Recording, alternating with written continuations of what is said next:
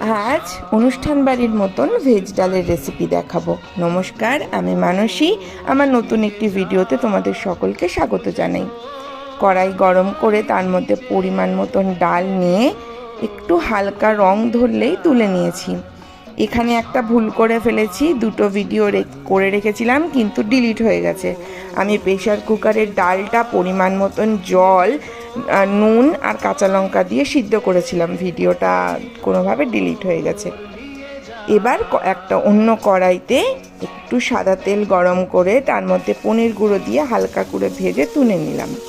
ওই একই তেলে ফুলকপিগুলো আমি এখানে ভাপিয়ে নিয়ে নুন হলুদ মাখিয়ে রেখেছিলাম, দিয়ে ভালোভাবে ভেজে তুলে রাখলাম।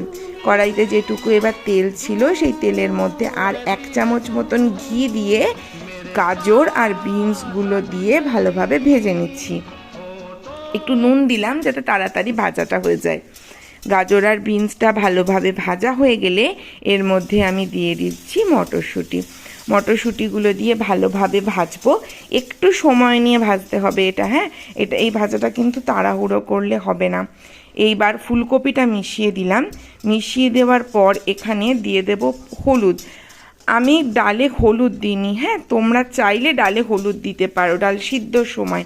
আমি এই ভাজার মধ্যেই দিই। এইবার হলুদ দিয়ে ভালোভাবে কিছুক্ষণ ধরে নেড়ে চেড়ে ভেজে আমি এখানে পরিমাণ মতন মিষ্টি দিচ্ছি। এখানে মিষ্টির পরিমাণটা কিন্তু একটু বেশি দিলেই ডালটা খুব ভালো লাগে। ডাল কিন্তু ঝাল খেতে ভালো লাগে না। তোমাদের যদি মিষ্টি পছন্দ না হয় অল্প দিতে পারো। এইবার চিনি দিয়ে ভালোভাবে নাড়িয়ে চাড়িয়ে ভেজে তুলে নিলাম।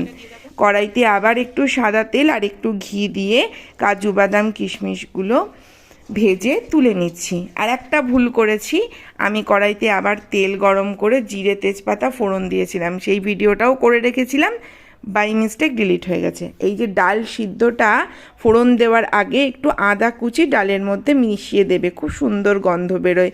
এইবার জিরে তেজপাতা ফোড়ন আর একটা এলাচ দিয়েছি ফোড়নে, দিয়ে ডালটা দিয়ে দেবে, সিদ্ধ করে রাখা ডাল, আর রাখবে না বেশি সময়।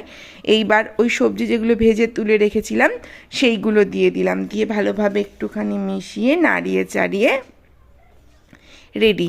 অবশ্যই নামানোর আগে ঘি গরম মশলা দিয়েছি, তোমরা একটু কিন্তু নুনটা একবার এই সময় দেখে নেবে। আর আমার ভিডিওগুলো ভালো লাগলে অবশ্যই আমাকে একটু ফলো করো, ইউটিউব থেকে দেখে থাকলে চ্যানেলটাকে সাবস্ক্রাইব করো। সবাই ভালো থেকো, সুস্থ থেকো, টাটা।